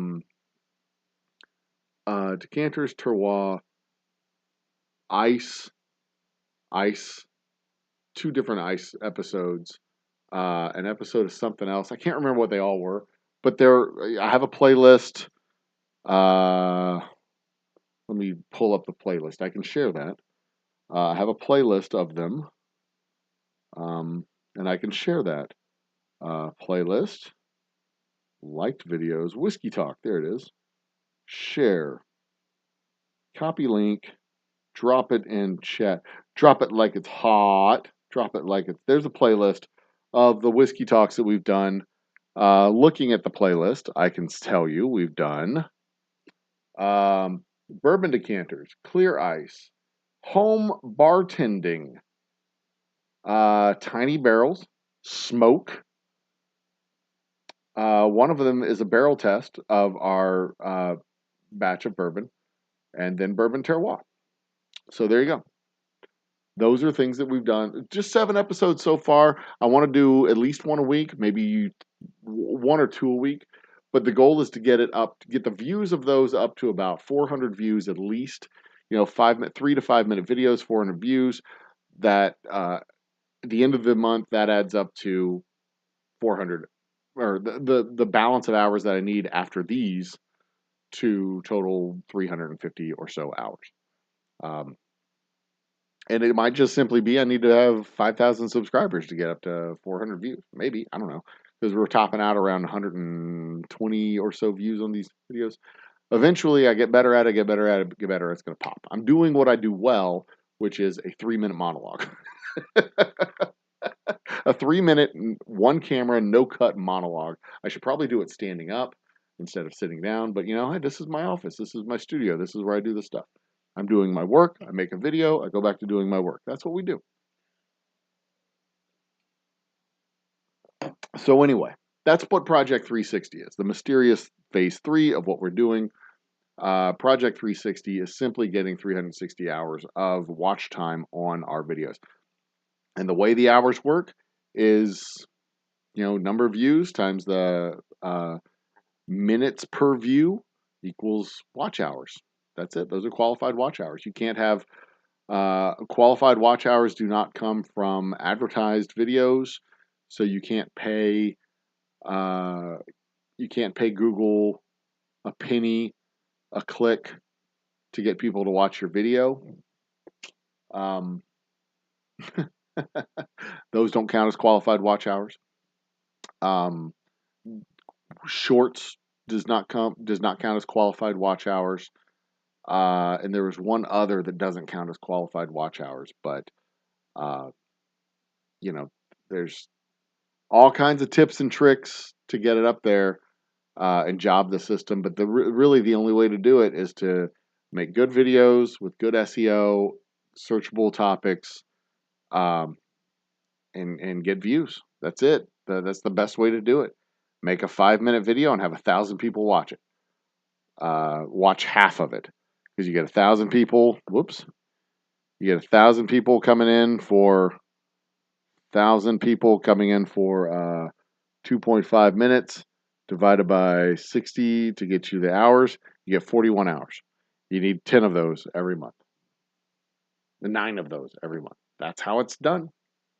That's it. That's how it's done. You get a couple of videos with a few thousand people, and boom, you're monetized. I know a lot of people, or I've seen it over the course of the last 3 or 4 years, where somebody's come out with one good video and has gotten them all the watch hours they needed to get, and then they had all the subscribers they needed to get. They got all the watch hours, and on the back of one video, they get monetized, and then they're just the rest of their content is garbage, and they kind of go whoop, they get monetized, and they just fall right off the edge of the earth. I've seen several folks who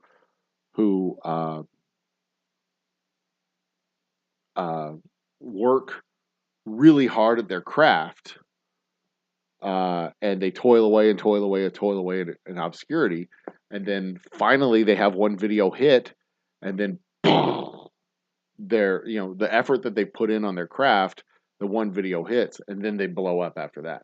It goes, and you get that one viral or the one video that the algorithm picks up for whatever reason. You can go in two paths. You can go either, you've worked on your craft and you worked on making better videos and you get better, and your channel takes off, or you've done something to game the system, got lucky, and you've never worked on your craft and you're not really that good at it. So that's and because due to popular demand, we're going to do Bar this looking a little ordinary? Is it lacking something awesome? Well, head out to your local liquor store and pick up something extraordinary. Grab a bottle of Old Humble Straight Whiskey or Old Humble Special Reserve. They're clean, smooth, easy drinking whiskeys that taste the way whiskey should taste. From humble beginnings to an extraordinary finish, Old Humble whiskeys are what your bar needs today. Walk tall, be awesome, and drink humble. Old Humble Straight Whiskey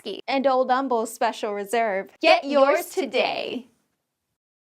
Don't ever let it be said that I don't listen to y'all. You want the twins? I'll give you the twins. There's the twins. That's still a great video. They were good at what they did. I need to get them back to do another video for me.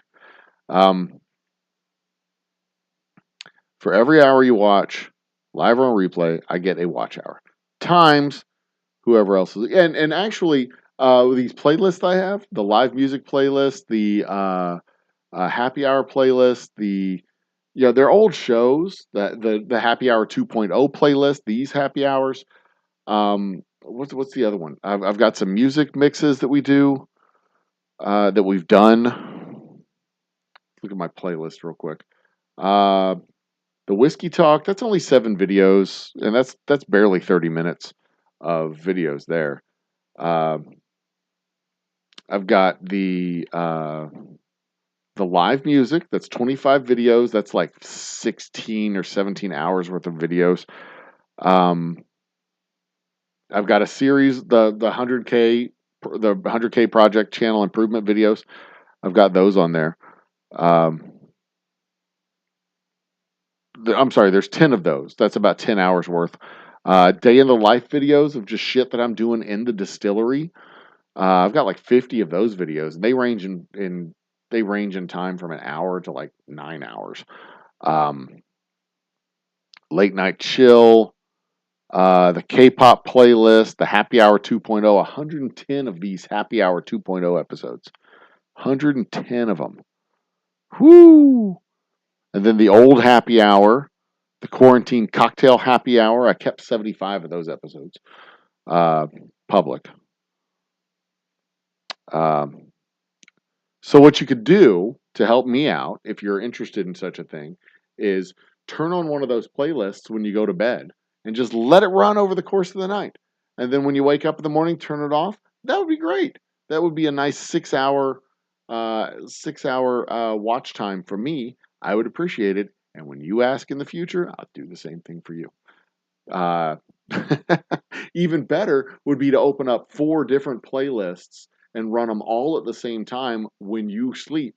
And then, all of those videos could be running at the same time, getting 24 hours of watch time while you sleep. You don't even have to watch the videos. Just go to bed, let the videos run, and then when you get up in the morning, turn them off and go to work. It's fine. That's fine. That's fine.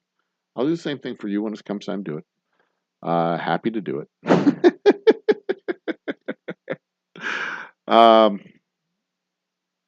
So yeah, there you go. That's how it works. Epic Mealtime did a show about potato salad. Huh. I mean, I hate potato salad, so you could book Wyatt Olney and the Wreckage. Is that a band? Wyatt Olney and the Wreckage. I mean, it's always a possibility. Nothing's impossible. Wyatt Olney and the Wreckage. I'll be damned. Join our mailing list for latest news and shows. The War in the West. Let's see, will they be in the Houston area? No, that's 2022.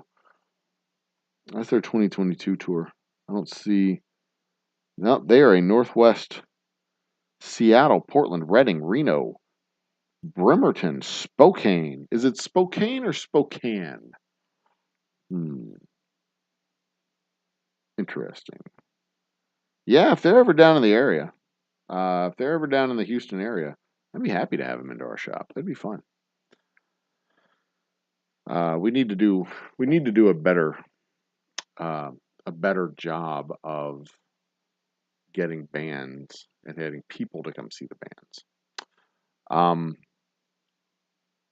Reels do not count as qualified watch hours because Reels are on Facebook and Instagram.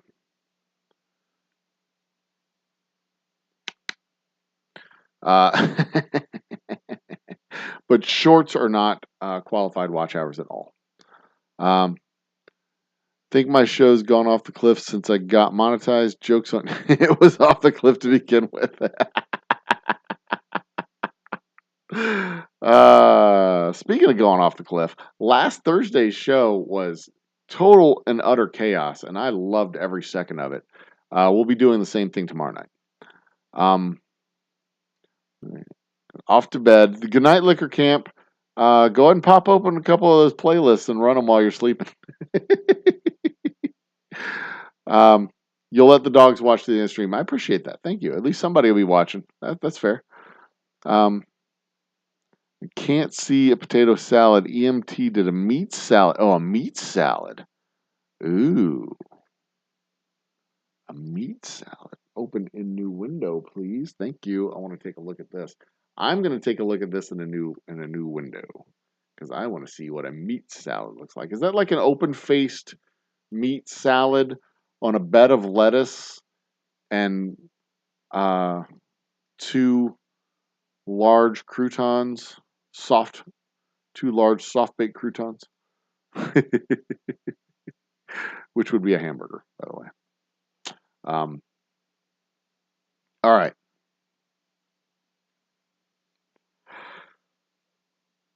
Oh, goodness, I'm yawning. I'm tired, guy. I really am. I'm fucking exhausted.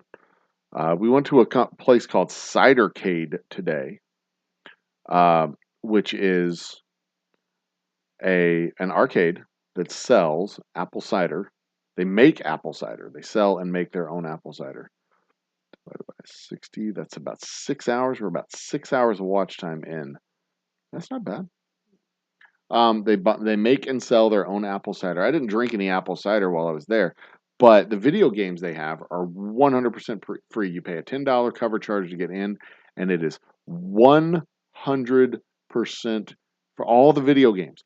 All of the video games. Every single one you can think of. Old Humble Guy, did they have? Yes, they did. Yes, they had that one. But did they have the? Yes. What part of all of the video games are you not getting? They had them all. Joust 2, Pac-Man, Lady Pac-Man and her friends,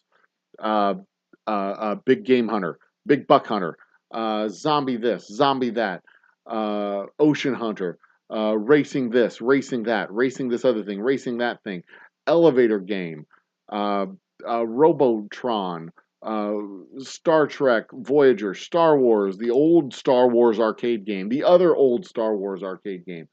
They just, oh my God, this place is like 1980s kid heaven. Just going through with all the bloop, bloop, bloop, bloop, wop, wop, everything, all the sounds and lights and clacking and, oh,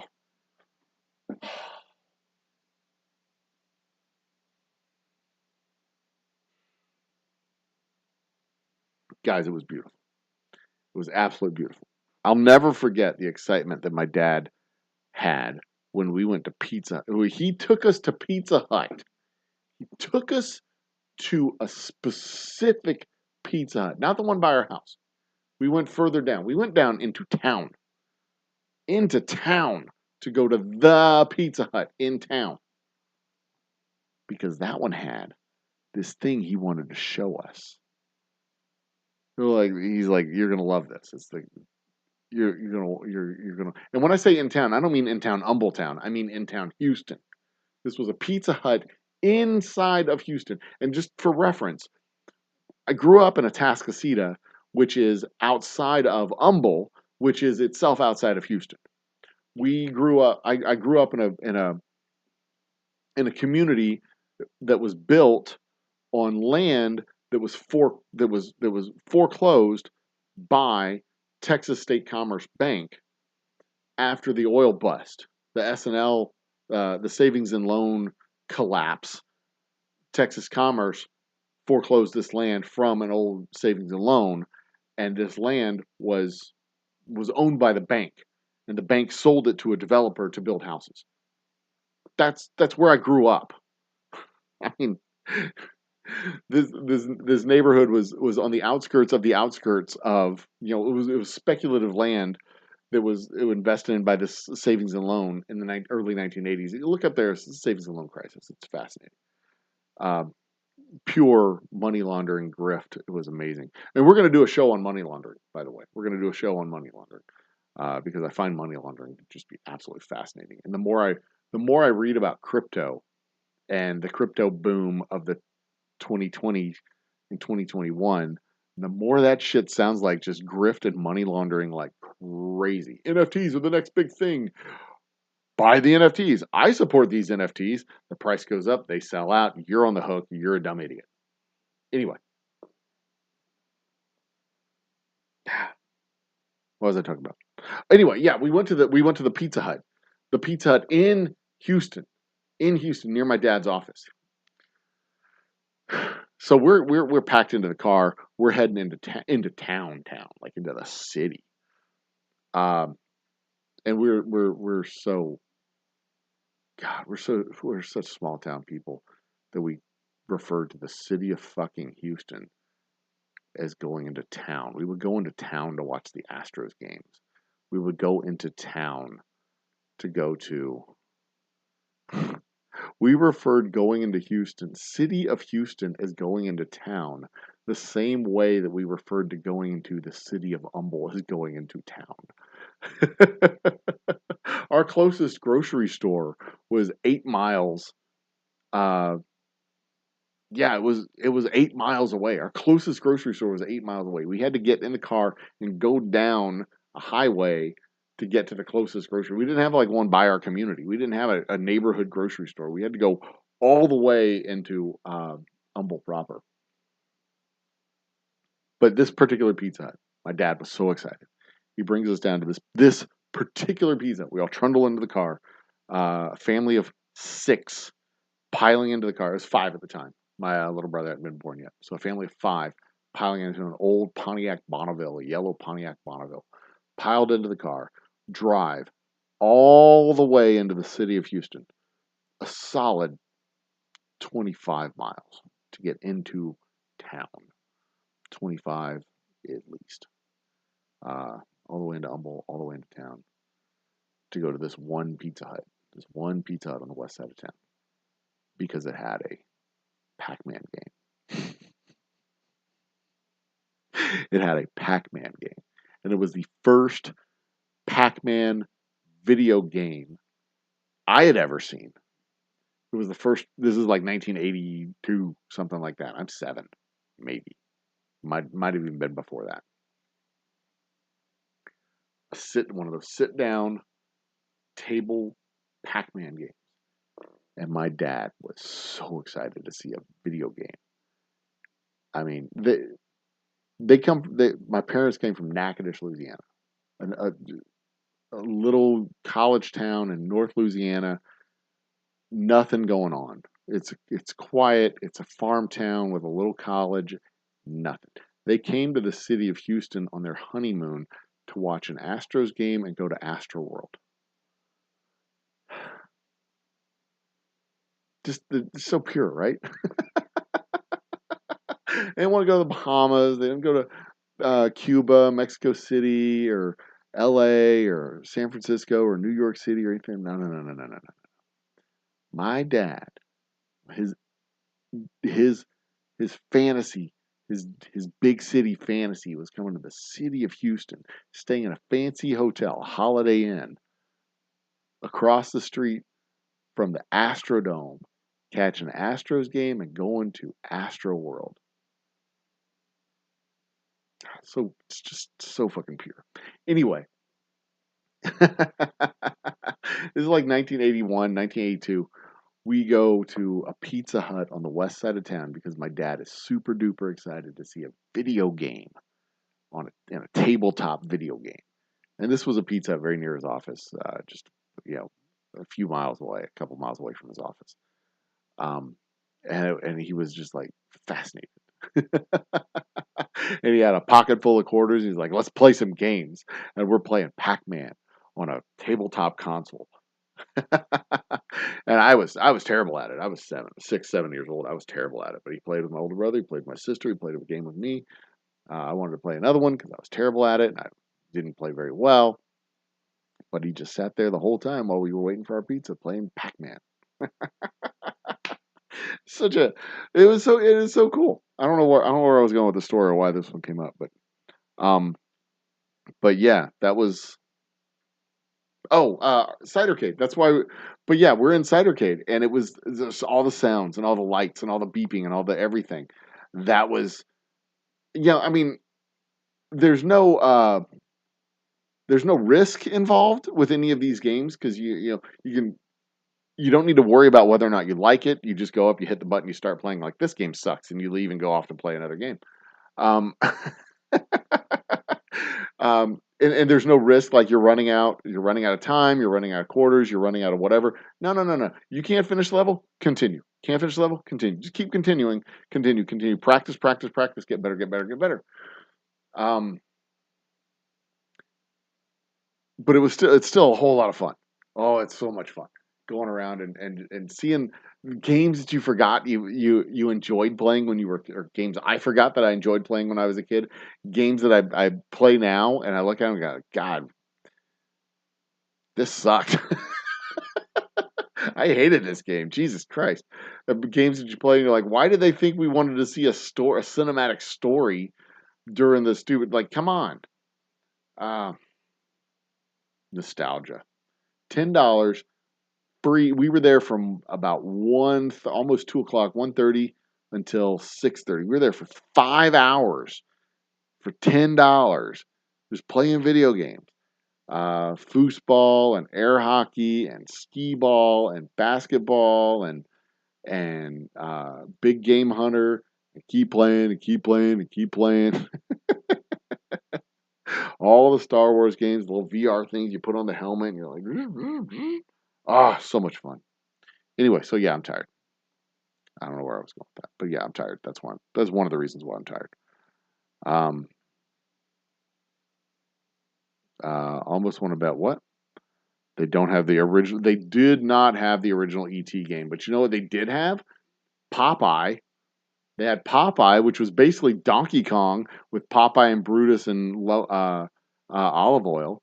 They had the Superman game. They had 3 different Superman games. They had the Superman game. They had the Superman, the Street Fighter version of Superman, the Be a Hero, where you do the Justice League. They have interactive games that link together. a whole wall of racing games, boat game, motorcycle game, car game, whatever. Um, so many fucking games. Joust 2, Defender, Galaga 2, wop wop. Midway, and Midway, that's a great game too. Sit there and just play that for hours. I must have spent $100 on some of these fucking games when I was a kid. That's so much money. um, but yeah, not the original ET game. Nobody has that game for good reason. Pizza Hut was the arcade. Yeah, yeah. How do they keep people from straight up camping? You don't. You don't keep people from camping on a game. If you want to sit there and play that racing game again and again and again I played. There was a big rig racing game. I played that game for 35 minutes. Because I got hung up on the third level. It was New York to Tampa, then St. Petersburg to Dallas. Then the next one was the West Coast trip from Lubbock to L.A. And I got hung up on the Lubbock to L.A. route. I couldn't beat it, and I kept playing it again and again and again until I finally said, "Fuck it, I quit. I can't keep doing this. I need to use the bathroom." So, um, but yeah, you can do it. You can keep doing it. And I mean, one of the things is that there's so many games, and some of the games they have duplicates, but there's so many of them. Like the H2 uh, H2 Overdrive game. They had one, two, three, four, five. They have 8 of those. So even if you did camp on one of them and you just keep racing and keep racing and keep racing, it's a boat racing game. You keep racing on one of them. There's 7 others. Um, Now, granted, there was only like one air hockey game and one pinball or not pinball, ping pong table. But even then, you can keep playing, you keep playing. But there's other stuff to do. You get bored with it after like 2 or 3 games, and you just go move along, just move along. And there's so much to do that you could go in there and just play air hockey, but yeah, that's one of the things. There's like no urgency to it, so it's just like, go do something else. It's fine. Yeah, whatever. We had our fun. We had our fun. Let's go do another thing. It's cool.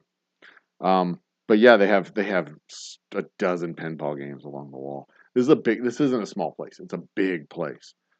And it is so cool. It is so cool. And when I do drink, when I have had their ciders, they make really good ciders. Just not today.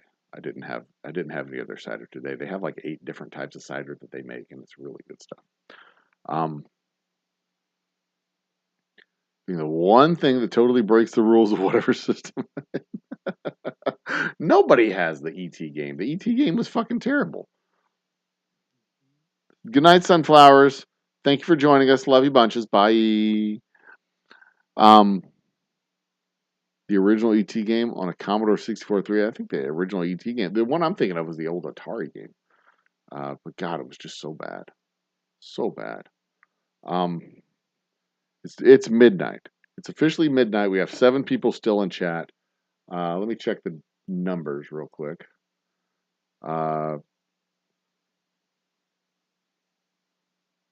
25 times 16 divided by 60. That is 6.7 hours. I mean, I'm okay with. We'll do it. We'll go one more hour. How's that sound? I'll go to one, but I cannot. I'll be surprised if I make it to 1 o'clock. To be quite honest, I may fall asleep.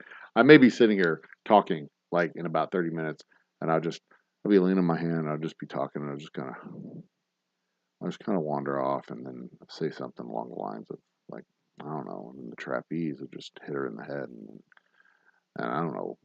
I don't know. That's why you don't do that, I guess. And, and then they all be like, "What the fuck is he talking about? A trapeze in there and that? He was talking about whiskey, and he's talking about trapezes. What the fuck is he talking about?" And I'll just kind of mumble there for a couple of minutes, and I'll open my eyes back up. But you can't see that my eyes are closed. I'll just open my eyes back up and act like nothing happened.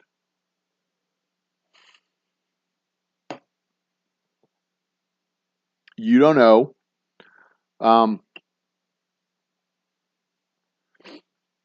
do have a math literacy test I'm taking today, officially today, Thursday, because I'm going to go check out this little business around the corner, see if I can be a math tutor for some kids.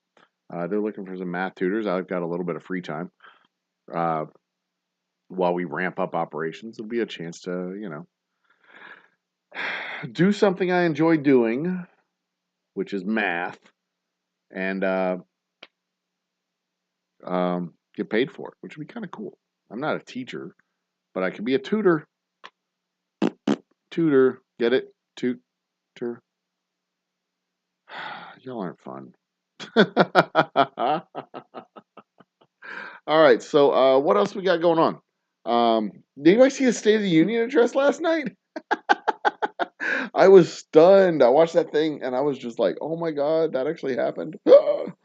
when the the speaker pulled his mask off and it turns out it was Kang from the Simpsons, it was just like, "What?" I never expected Kang to be there. Woo! And then he's just like spinning, spinning, spinning into eternity. Um, 7 shots plus one shot plus 7 shots equals blasted. I haven't taken any shots. You can actually hear. Now I'm just hearing in my own ears that my nose sounds a little bit stopped up right now. It doesn't feel stopped up. I can breathe. Just don't feel good. I should probably wrap it up. What do y'all think? Let me know in chat. Should I wrap this up? Should we just move along? Come back tomorrow night with game night tomorrow night? What do you say? Game night tomorrow night. We'll kick on the restream. I'll drop the link in chat. We'll do the that's the math lessons I'd be teaching. Oh, 1 shot plus 7 shots equal blasted. I got it. No. These are kids, man. They can't take 7 shots. It'd be like 1 shot plus 3 shots equals blasted. They're just kids. But yeah, we'll turn on the link for restream. We'll do some game night. Maybe we'll play. Maybe we'll play Would You Rather tomorrow night. That'd be a fun. I'll get some. I'll get some Would You Rather questions that we can bring together.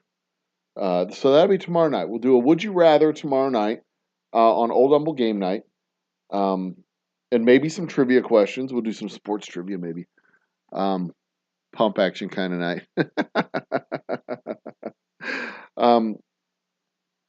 My son, I was playing Big Game Hunter with my son today. My older son, we were playing Big Game Hunter, and this was the newer version of the Big Game Hunter with the big widescreen, not the small screen Big Game Hunter. And they paid models to just like dance and play with their hair or whatever in the in between in the cutscenes. And my son looked at me, he's like, "How is she? Do you think they got paid to do this?" I'm like, "Oh yeah, they got paid to do this. I don't know if they got paid a lot. I mean, maybe they got paid $1,000 to just be a little photo shoot and a little video shoot, and that was it." But that is a fun game. I enjoy hunting. I really like going hunt. I really like I like shooting my guns. I like going hunting. I like being out in the outdoors. Uh, Big Game Hunter is something else. It is something else. I've never hunted deer or moose or elk or anything like that, but I gotta think that if you hit a deer in the neck or if you hit a moose in the neck, the sumbitch is gonna go down. He's not just gonna turn to look at you and then run off behind a moose cow where you can't hit him. And is it really illegal to shoot the females? The hunt ends when you hit the females. I didn't. I am so unaware of how moose hunting works. 9 and 1 in the chamber. That is. I know what that means. I know what that means. I know that reference. Although my weapon of choice is a revolver right now. Just 6. No, no chambered. Just 6. personal protection. If you don't hit them with 6, you're fucked. Any hoodles. Tomorrow night, game night. We're going to play Would You Rather. Open it up to whoever wants to join us. The show starts at 9 p.m. Or maybe it'll start at 10 p.m. I don't know. 6 and a spin. Why play Would You Rather talking about a show that can and will? Oh, exactly. It can and will go sideways. I am counting on it. Would You Rather is a show, is a game which will absolutely, positively, 100% go upside down, sideways, completely ass up. Counting on it. Counting on it. But I'm gonna try and moderate. I'm gonna be the game master. We'll try and moderate it and keep it organized. We'll have our 4 contestants, up to 4 contestants. I may not even have my video on. I may turn my video off. Just have audio, the voice of God. Like, okay, your question, Ike, or your question, Soldier Gal, Sunflowers. Your question, would you rather? Oh, and I can make some devious ones. Oh my God. Oh my God, I can make some absolute devious ones. Would you rather be? Oh yeah. Well, I'm going to come up with some bad ones, make people really uncomfortable.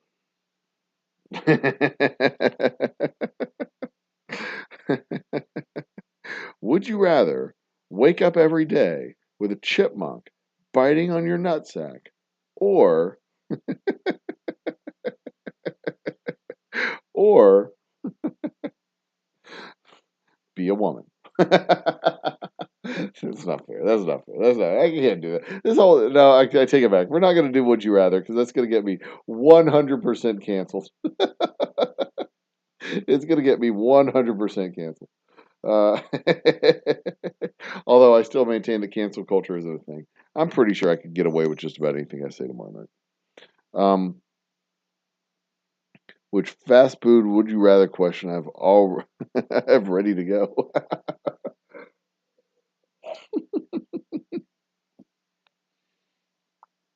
Would you rather have a Chipotle suppository or just Chipotle?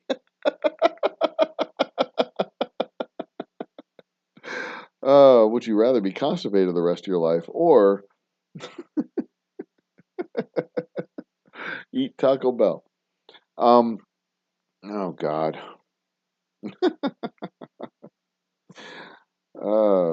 Jesus. Okay. Tomorrow night, 9 p.m. Game night. I don't know what the game is. It might be Would You Rather. We might come up with something else. I don't know.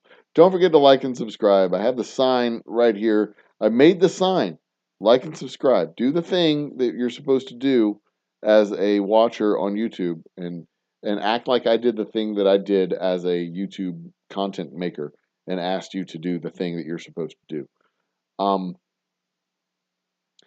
I've got another video in the chamber for our whiskey talks.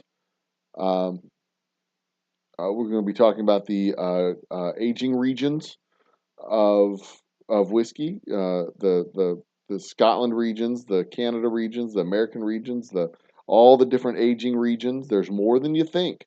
We know of the big 6 or the big 5: Scotland, Ireland, America, Canada, Japan. Japan's the next big region. Australia is the 6th. I had no idea that Australia was one. And then within those different countries, within the different regions, there's specific regions inside those regions, like Highland, Lowland, Islay, Orkney, etc. Damn, or just Chipotle and the harshness of the week. Would you rather have a Chipotle suppository or just Chipotle? God. One of them burns, the other one's just awful. I'll let you figure out which one's which. One of them causes anal cramping, and the other's a suppository.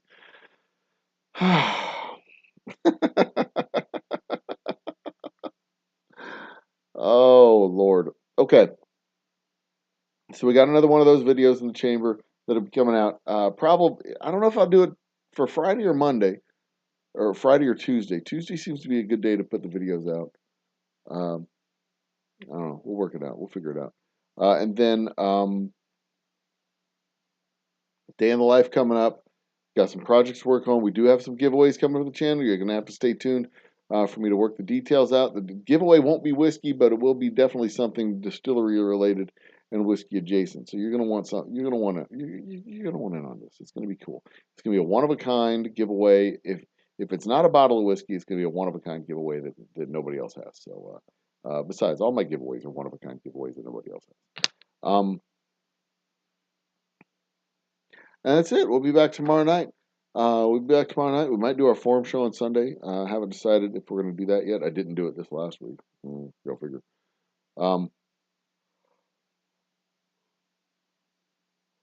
Go to our channel, watch our other videos, put something on the loop, don't put something on the loop. Do not do that. That's a waste of time and energy. Grab a playlist, watch the playlist through. I would appreciate it. With the music, put the music on in the background. We have some good music on our channel. Put the music in the background, put the videos in the background, whatever. Go to bed, let them run. Go out for a run, go out for a walk for your stupid mental health and the stupid outside with your stupid walk so you can do a stupid mental health day. Go do stuff. Take care of yourself. Take care of yourself. Life's long. Or it should be long. I hope it's long. I want to see you face to face, and if you don't take care of yourself, I won't ever get a chance to see that. I'm going to do my part. I'm going to try and take care of this old fat body frame. But, in the meantime, be awesome to each other. Continue to be awesome to each other. And treat yourself to something nice every once in a while. Life's too short for bad whiskey, and it's too long to do nothing about it. Cheers to all you beautiful people out there. Cheers. Oh, let's let the ticker go. 1690. Whoop, whoop. It's going to be over 1700 next time I come in. Next time y'all see me, that's going to be over 1700. And that's super duper exciting. Continue to be awesome to each other. Take good care of yourselves and the ones you love. Cheers to all y'all. Good night. See you again soon. Bye-bye.